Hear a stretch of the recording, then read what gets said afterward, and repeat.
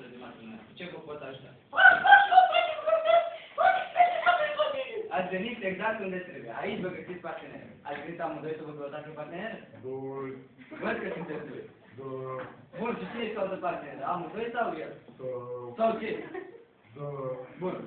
Deci să căutăm o parteneră pentru dumneata și una pentru dumneata. Am înțeles, căutăm. Cum doriți să fie fața? Păi cum așa? Păi cum să fie? Vă întreb pe dumneavoastră, cum doriți să fie fața? Sau. Să fie, dar să fie. Blondă sau brunetă? Ori. Adică ori blondă, ori brunetă. Sau.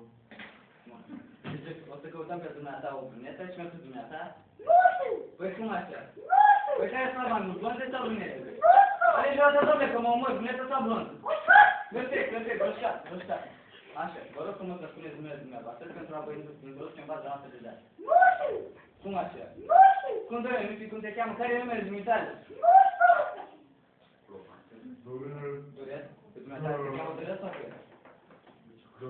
Da, ce? Pe cine cheamă Dorel? Pădurel. Dacă nu e un salac, nu. Deci tu ești Dorel? Bun, Dorel și mai tu. Păi cum așa? Care e numele dumitale de familie, domnule? Lasă-te, te Dorel. Și pe dumneata cum te cheamă? Mă cheamă. Cum? Mirel. Mirel, e sigur? Da. Bun. Deci, Mirel și Dorel. Acum, haideți să vă fac o poză pentru a vă introduce în baza noastră de date.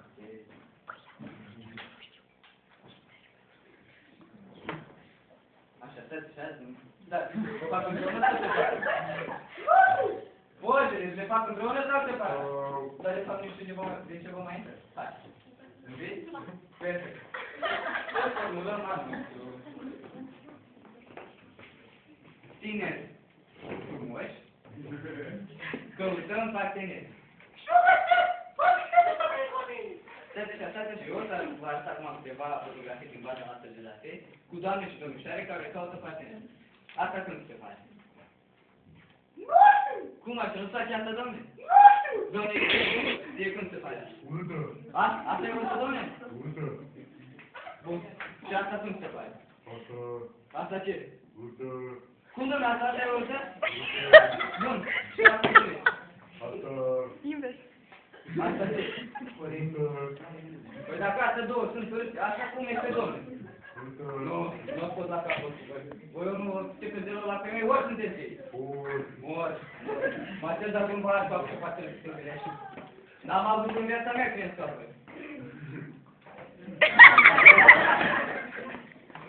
Se pomenești că vă place Matilda? Da. Matilda e secretarea mea, nu e baza de date, nu vă rușine. Bună ziua, am întrebat cu acel ăsta. Stai că rezolvă cu treaba mine și că o salut. Vă salut Dorel și am spus că v-aș să vă ia acea treabă. Da, bună ziua.